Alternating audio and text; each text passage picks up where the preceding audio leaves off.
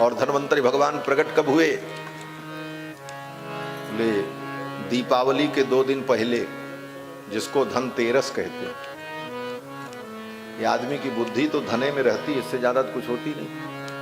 अब लोग समझते हैं धनतेरस के दिन क्या करना चाहिए, बोले धन बटोरना चाहिए। हाँ, लोटा थरिया खरीदने चले जाते हैं, बाजार खूब लगती है, खूब बर्तन लोग खरीदते हैं। धनतेरस के दिन बर्तन खरीदने का कोई महत्व तो नहीं है।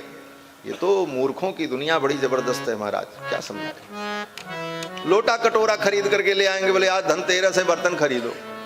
धनतेरस के दिन धनवंतरी भगवान का अवतार हुआ, उस दिन भगवान धनवंतरी का पूजन करना चाहिए।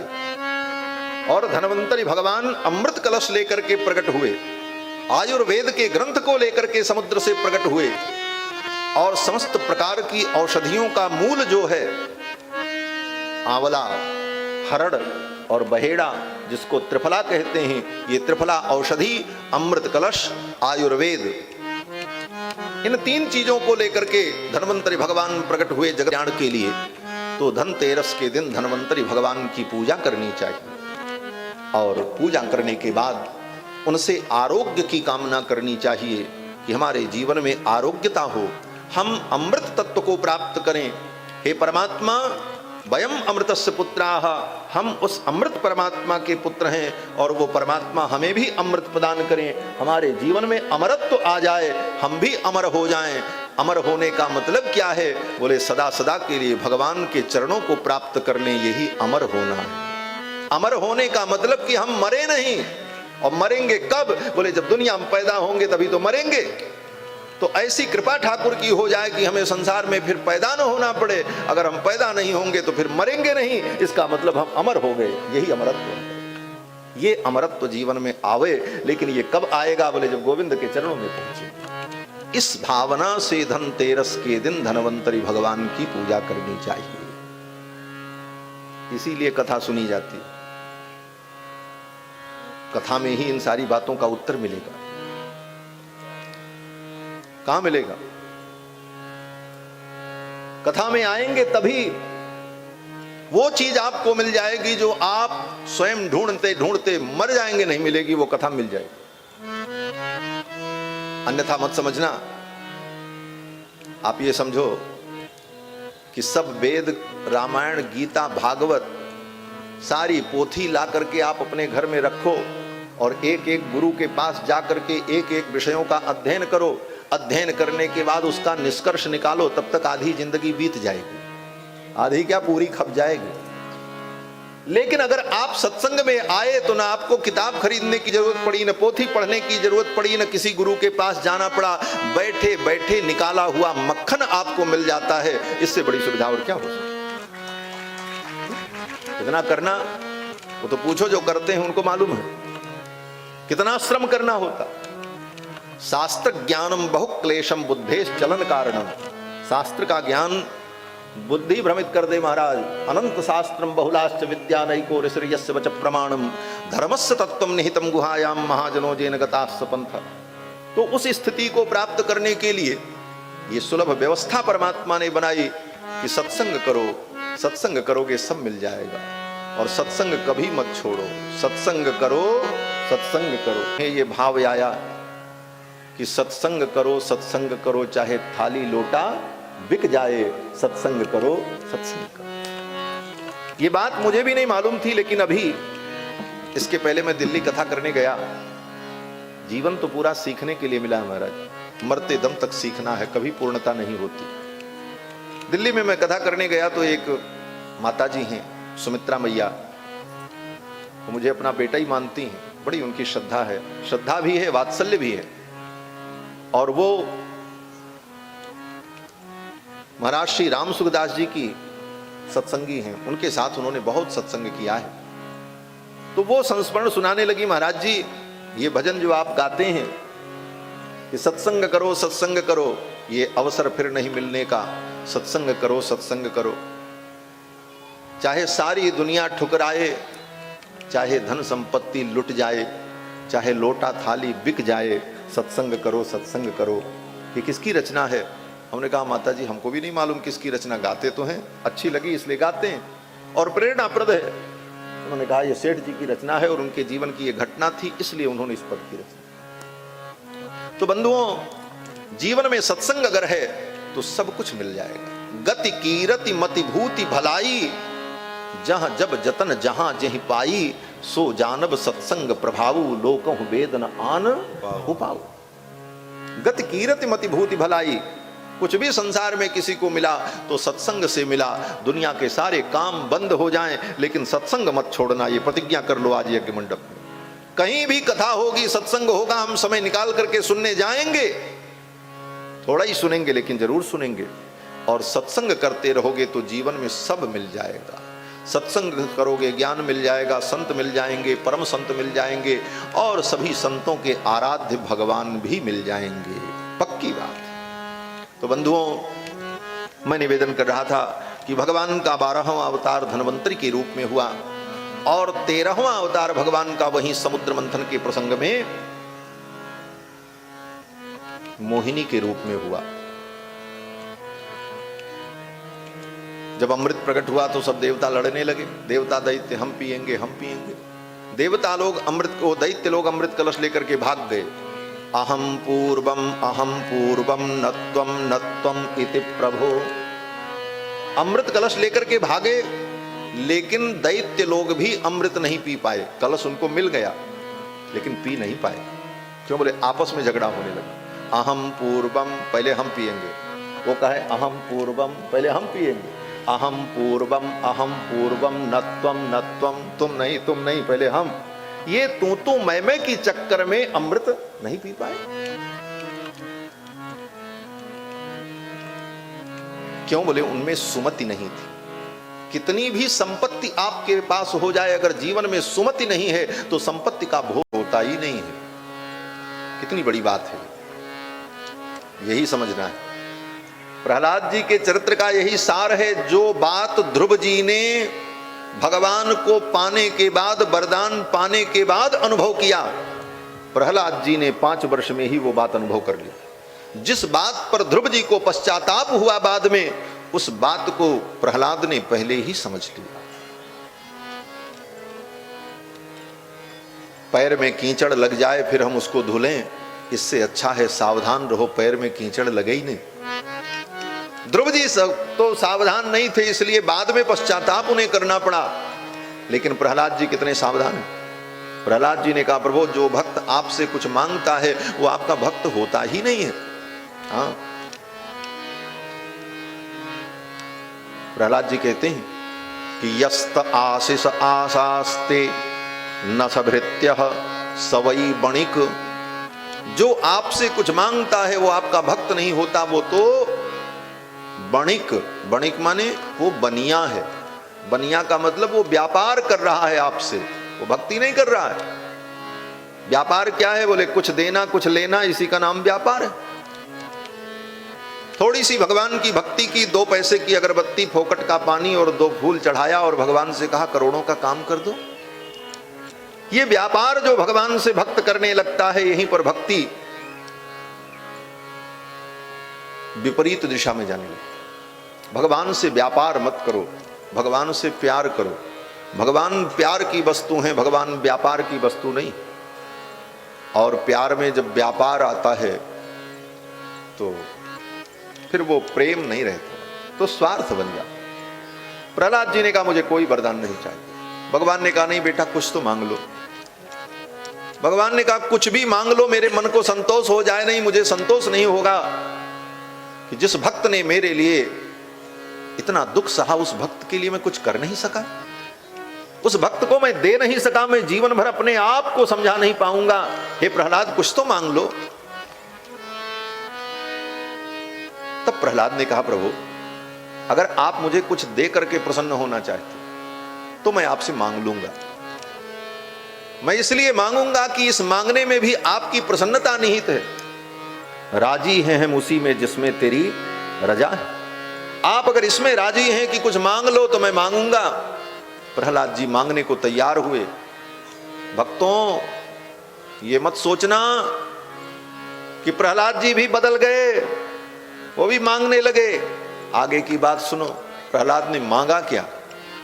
धन्य है प्रहलाद, धन्य है इनकी बुद्धि और धन्य है इनके गुरुदेव देवर्षि नारद, जिनका आशीर्वाद इनके ऊपर है। प्रहलाद जी ने भगवान से कहा, प्रभु यदि आप वरदान देना चाहते हैं तो आप यही वरदान दे दीजिए कि कामानाम हृत संरोहम भवतस्तु वृणे वरम। क्या मतलब हुआ इसका? महाराज बताओ।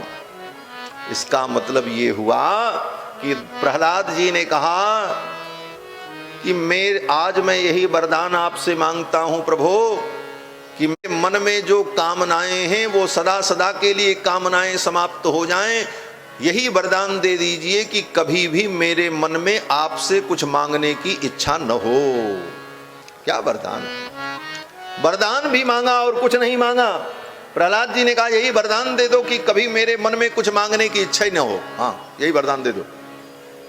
भगवान भी सोचने लगी कितना चतुर है भाई, बड़ी मुश्किल से कहने पर कुछ मांगने को तैयार हुआ और मांगा भी क्या, घुमा करके अपने ही बिंदु पर ले गया।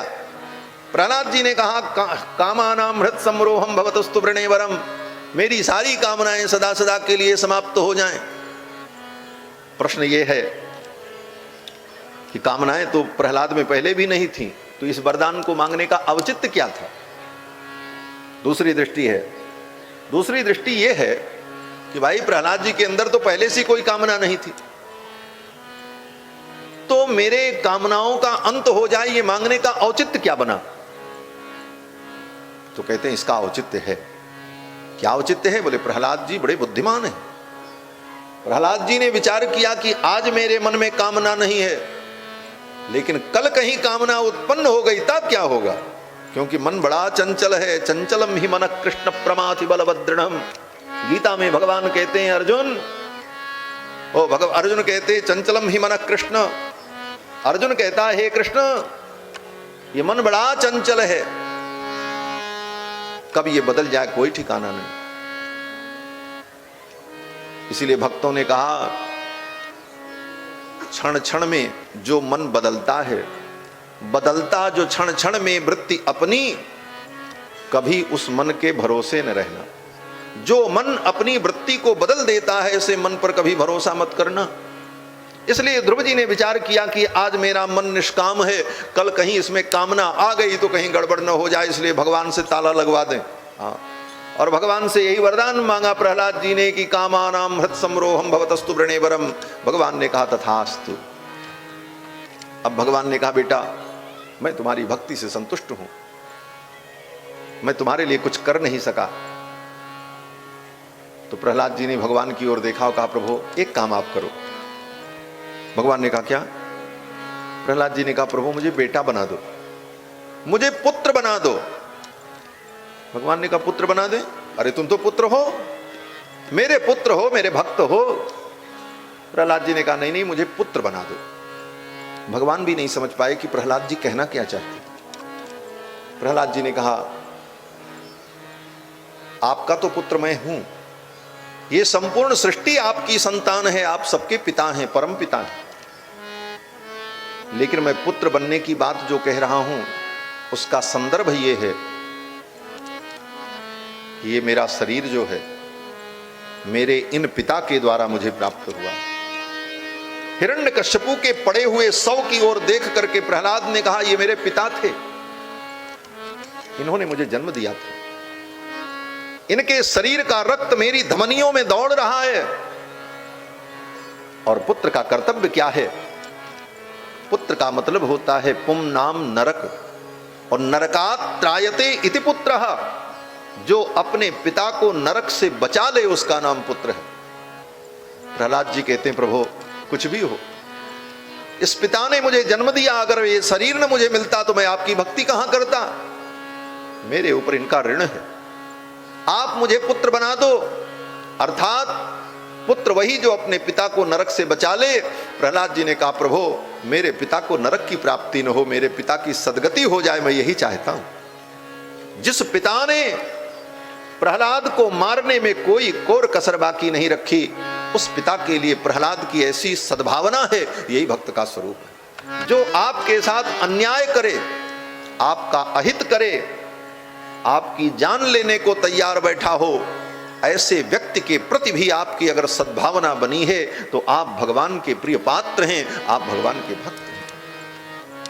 ऐसे के प्रति भी आपके मन में सद्भावना हो, ईर्ष्या का भाव न आवे, यही साधुता है, यही सज्जनता है, यही भक्त का स्वरूप है।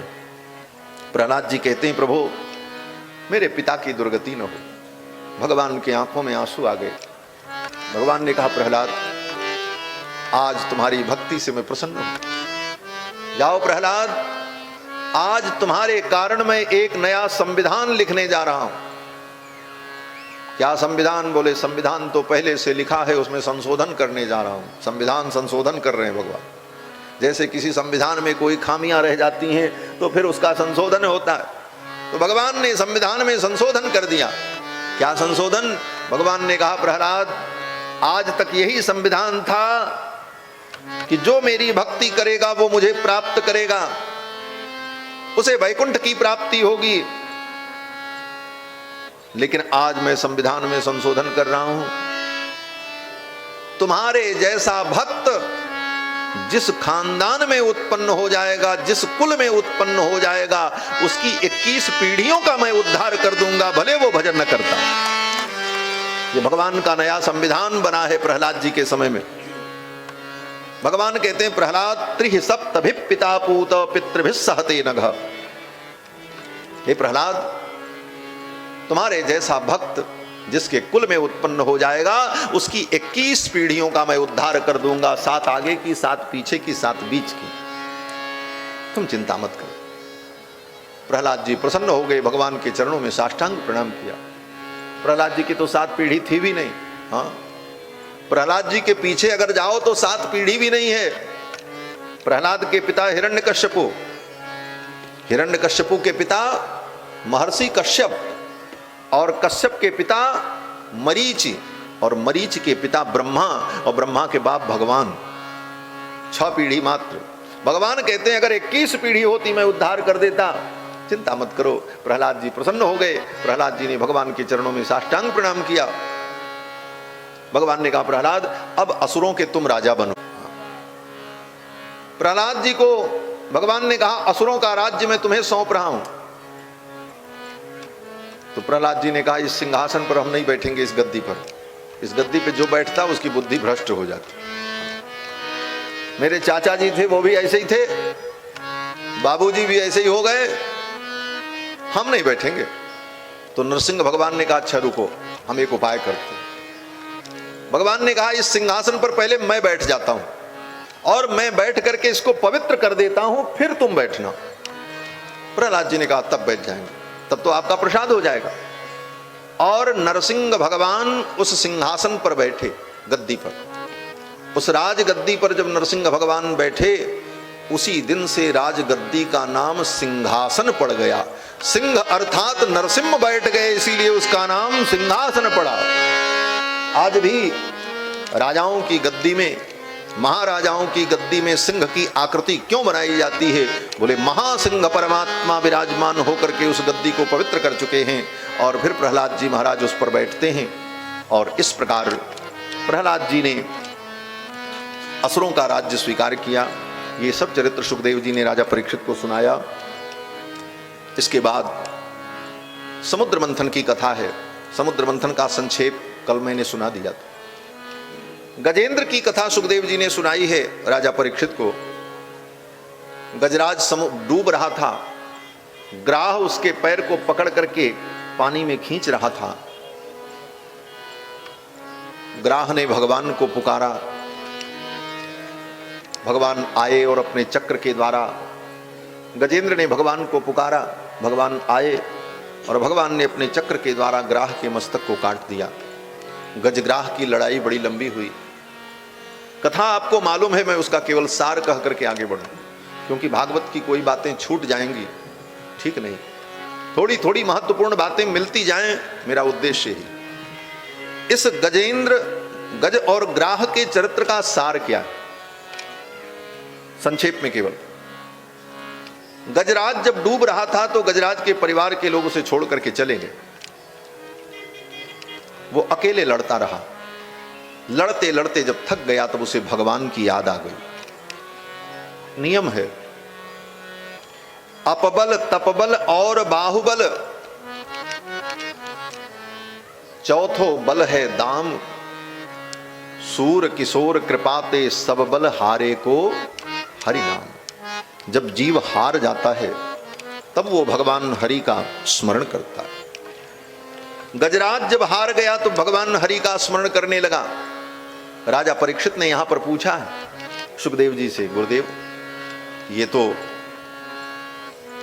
हाथी था, पशु, इसे भगवान की याद क्यों आई?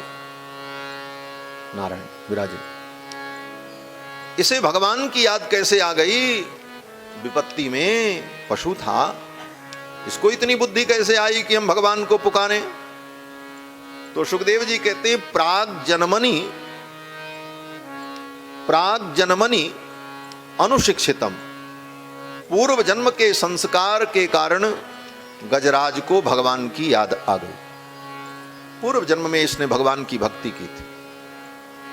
देखो, किसी जन्म में आप भगवान की भक्ति कर लो तो कहीं न कहीं जाकर के उसका फल आपको मिलेगा, आप भगवान के चरणों तक पहुंच जाओ। यही भक्ति मार्ग की विशेषता है। यह विशेषता ज्ञान मार्ग में, कर्म मार्ग में, योग मार्ग में नहीं है, यह भक्ति मार्ग में विशेषता। योग मार्ग में आप चलो, लेकिन चल पड़े तो ठीक है, पहुंच गए ठीक है, नहीं पहुंचे तो क्या होगा? बोले योग भ्रष्ट। कर्म मार्ग में आप चले और कर्म मार्ग में आपको सफलता नहीं मिली, बिगड़ गया मार्ग, तो बोले कर्म भ्रष्ट। ज्ञान के मार्ग पर चले और पतन हो गया, बोले ज्ञान के मार्ग पे भी पतन होता? बोले होता है। रामचरितमानस पढ़ लेना। चारों वेदों ने जब भगवान की स्तुति की तो वेदों ने कहा कि जे ज्ञान मान विमत्त तव भव हरणि भक्ति न आदरी, ते पाई सुर दुर्लभ पदादपि परत हम देखत हरि। उनका पतन हो गया। तो ज्ञान भ्रष्ट, योग भ्रष्ट, कर्म भ्रष्ट, ये शब्द आपने सुना है, लेकिन कभी भक्ति भ्रष्ट शब्द नहीं सुना हो। भक्ति भ्रष्ट होती ही नहीं। अगर आप भगवान की भक्ति में लगे हैं तो कुछ भी हो जाए आप भ्रष्ट नहीं हो सकते, कहीं न कहीं आप ठाकुर के चरणों में पहुंच ही जाएंगे। क्योंकि गीता में भगवान ने कहा न मे भक्त प्रणश्यति, मेरे भक्त का कभी प्रणाश होता ही नहीं। तो पूर्व जन्म के संस्कार के कारण गजराज को भगवान की याद आ गई और गजराज ने भगवान को पुकारा। अब इस प्रसंग का दूसरा महत्वपूर्ण बिंदु यह है कि गजराज ने 28 श्लोकों में भगवान की स्तुति की है। लगभग 28 श्लोक है जहां तक मुझे ध्यान है। 28 श्लोकों में गजराज ने भगवान की स्तुति की, लेकिन गजराज ने कहीं भी भगवान का नाम नहीं लिया। बस स्तुति कर लिया और नाम नहीं लिया। ऐसा कैसे हो गया? आप किसी की स्तुति करोगे तो कहना पड़ेगा, राम जी की स्तुति करोगे तो पहले ही नाम लेना पड़ेगा, श्री रामचंद्र कृपाल भजमन। कृष्ण भगवान की स्तुति करोगे तो कहोगे कृष्णाय वासुदेवाय हरे परमात्मने। शंकर भगवान की स्तुति करोगे तो कहोगे भवानी शंकरौ वंदे। नाम तो लेना ही पड़ेगा। लेकिन वाह, गजराज भी कितना बुद्धिमान। गजराज ने 28 श्लोकों में भगवान की स्तुति की, लेकिन नाम कहीं नहीं लिया। गजराज स्तुति करता रहा, पूरी स्तुति पूरी हो गई, सब देवता सुन रहे थे, कोई उसकी रक्षा के लिए नहीं आए। क्यों नहीं आए? देवता सोच रहे थे तो हमारा नाम ही नहीं ले रहा, हम क्यों जाएं? भगवान का भी नाम नहीं ले रहा था, लेकिन भगवान आए। आए तो भगवान ही उसकी रक्षा के लिए। भगवान क्यों आए? क्योंकि गजराज जो विशेषण, जो विशेषताएं बता रहा था, वो विशेषताएं तो भगवान में ही। गजराज ने कहा कि जो सारे ब्रह्मांड का स्वामी हो वो मेरी रक्षा करे। अब चाहे वो राम हो, चाहे कृष्ण हो, चाहे दुर्गा हो, चाहे गणपति हो, उसने नाम नहीं लिया। उसने कहा जो सारे ब्रह्मांड का स्वामी है वो मेरी रक्षा करे, जो सबके अंतरात्मा में बैठा है वो मेरी रक्षा करे। यस्मिन इदम यतश्चेदम, ये संपूर्ण सृष्टि जिस परमात्मा के अंदर है वो मेरी रक्षा करे। यतश्च इदम, जिस परमात्मा से सृष्टि उत्पन्न होती है वो मेरी रक्षा करे। अब कोई भी हो, A to Z, जो हो वो आ जाए मेरे सामने और मेरी रक्षा करे, मैं उसे पुकार रहा हूं। न ब्रह्मा आए, न भगवान शंकर आए, न भगवती आई, न गणपति आए, कोई नहीं आए। क्यों? बोले गजराज ये कह रहा था जो सारे ब्रह्मांड का नियामक परमात्मा हो वो मेरी रक्षा करे। और ये विशेषता इन देवताओं में नहीं थी। उन्होंने अपने गिरेबान में झांका और सबने यही सोचा कि ये तो परब्रह्म परमात्मा को बुला रहा। ये कथा, ये गजेंद्र का प्रसंग भागवत में परतत्व का निर्णय करने वाला प्रसंग है कि परम तत्व कौन है, सुप्रीम पावर कौन है, सुपर सोल कौन है, इस तत्व का निर्णय करने वाली ये कथा। आगे सुखदेव जी वर्णन करते हैं कि एवं गजेन्द्रमुपवर्णित निर्विशेषम ब्रह्मादयो विविध लिंग विदाभिमाना।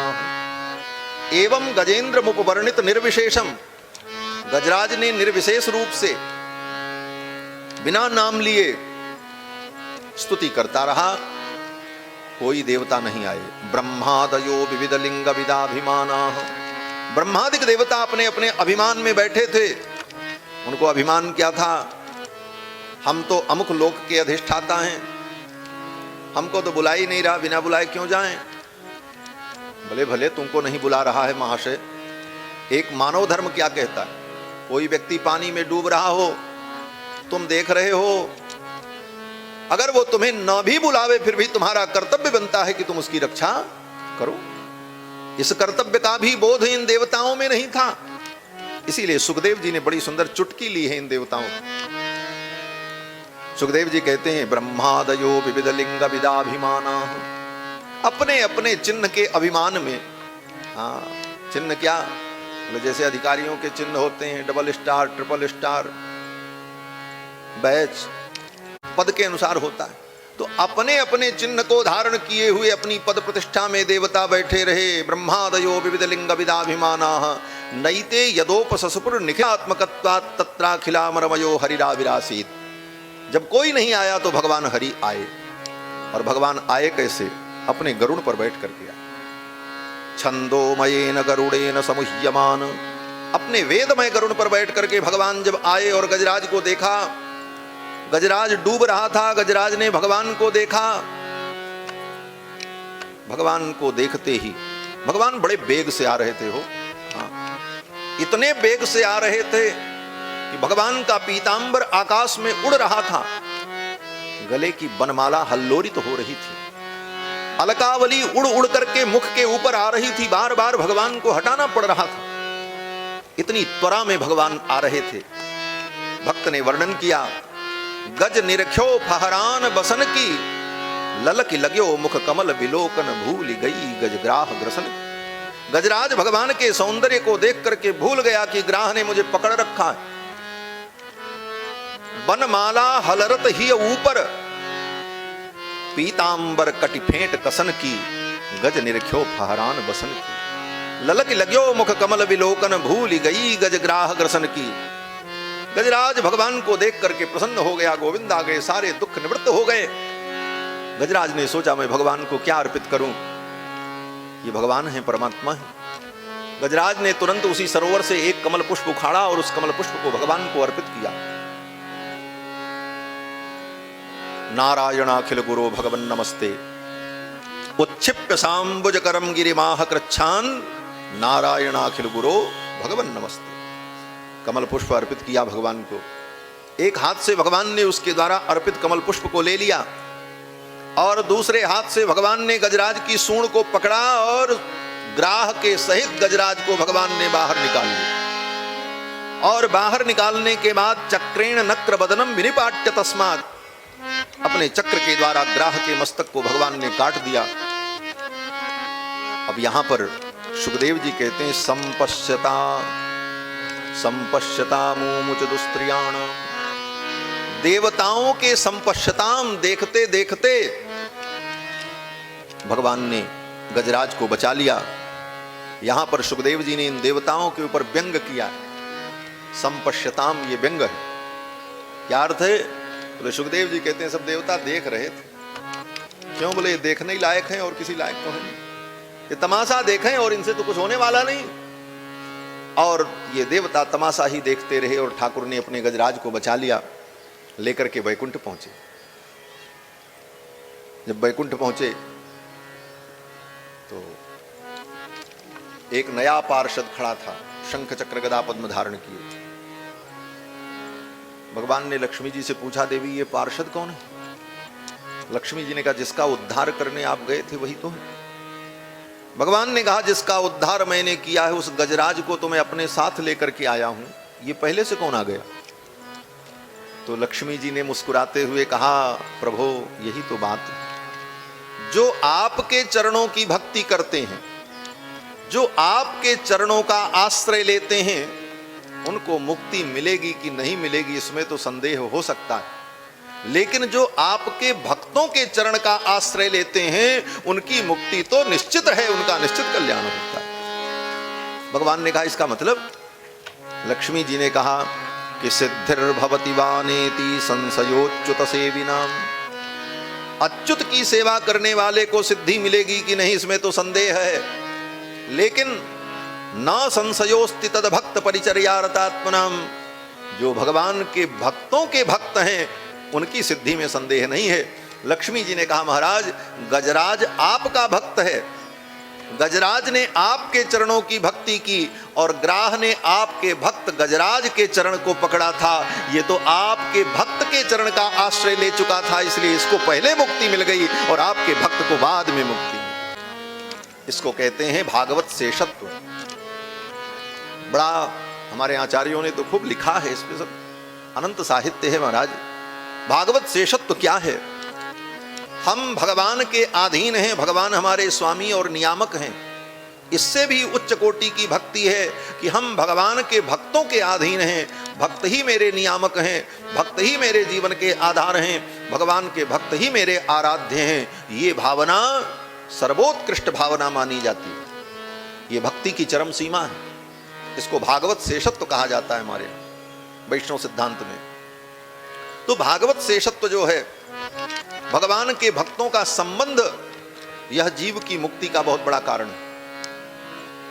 आप भक्ति न करो, लेकिन भगवान के भक्तों से आपका संबंध है, आप भगवान के भक्तों का आदर करते हो, उनकी सेवा करते हो, उनको अपना मानते हो और वे भगवान के भक्त आपको अपना मानते हैं, समझ लो आपकी मुक्ति कन्फर्म है, वैकुंठ कन्फर्म है। आप कुछ मत करो, वैकुंठ मिलेगा।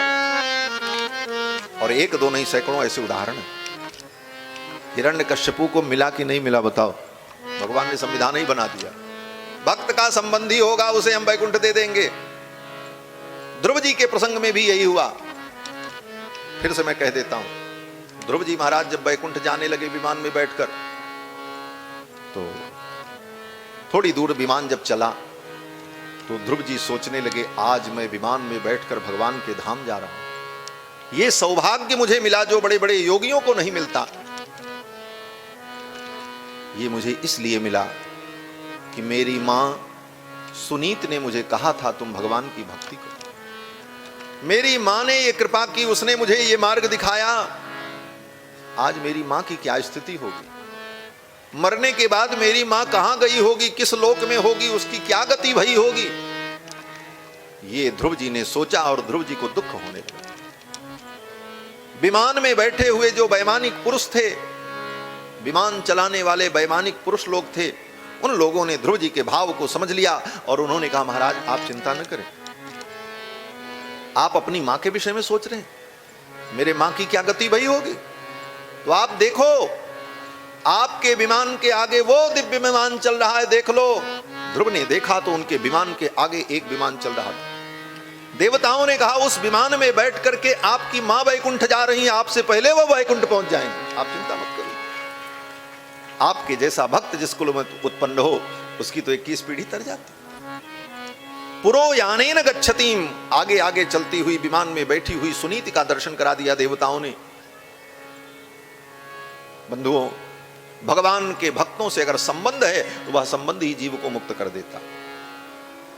छांदोग्य उपनिषद में मंत्र आया कि स यदि पितृलोक कामो भवति संकल्पादेवास्य पितरः समुपतिष्ठन्ति, स यदि मातृलोक कामो भवति संकल्पादेवास्य मातरः समुपतिष्ठन्ति।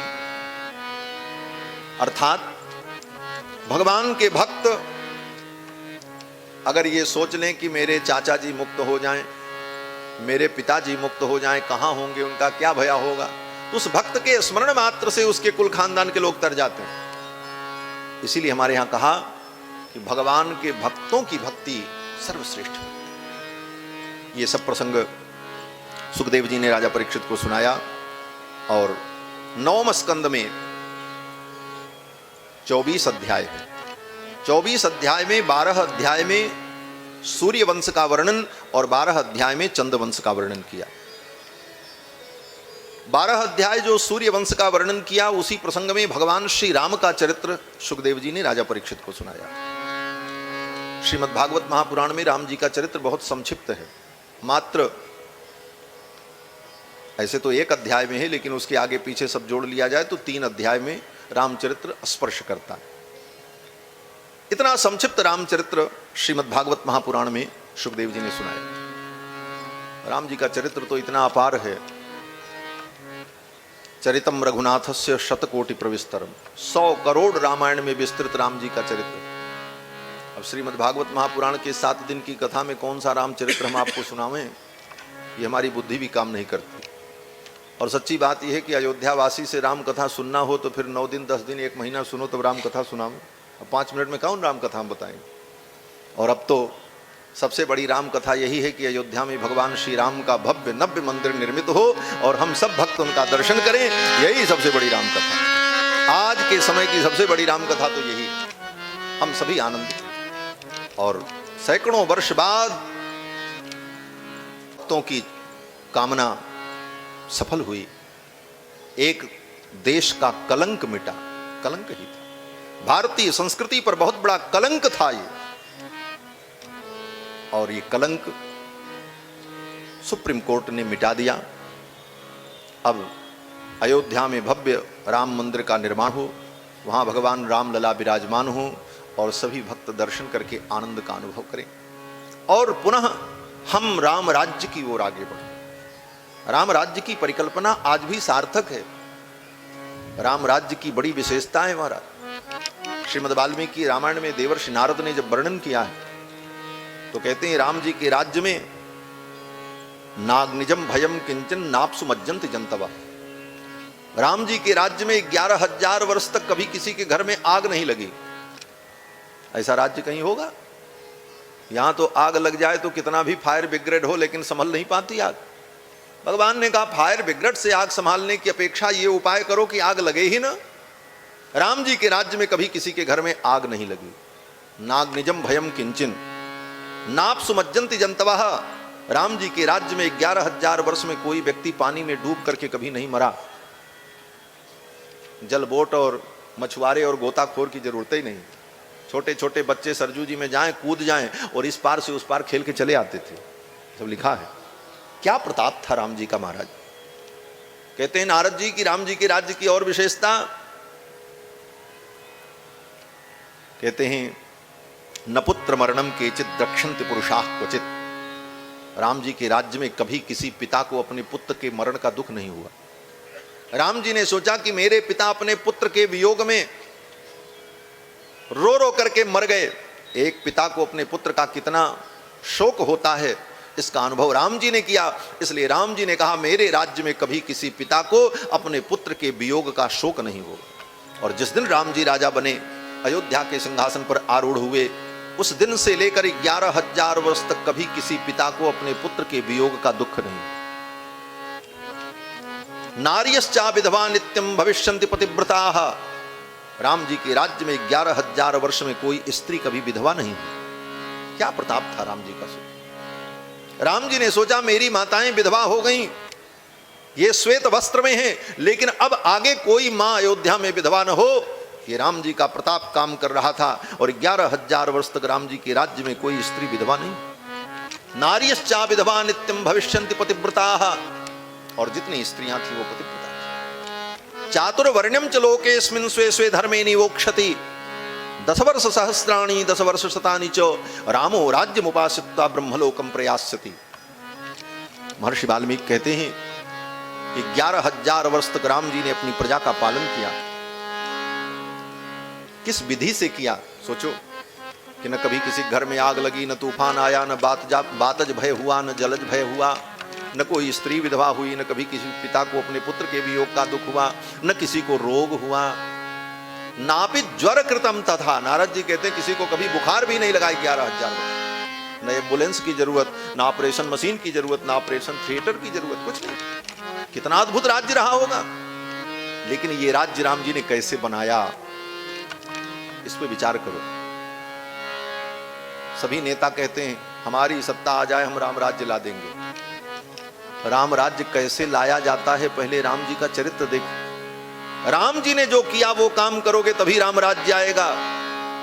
राम राज्य लाने के लिए राम के चरित्र का अपने जीवन में अनुकरण करना होगा। राम जी के आदर्शों को, उनके मूल्यों को स्थापित करना होगा अपने अंदर। राम जी ने क्या किया? बोले राम जी 11,000 वर्ष तक क्या करते थे? बोले केवल राज सत्ता का भोग नहीं करते थे राम जी स्वयं धर्म का पालन करते थे और अपनी प्रजा को धर्म का उपदेश करते थे। धर्म ही एक ऐसा तत्व है जो सबको शासित करता है और धर्म का शासन ही सर्वोच्च शासन है। बाकी शासन बिगड़ सकता है।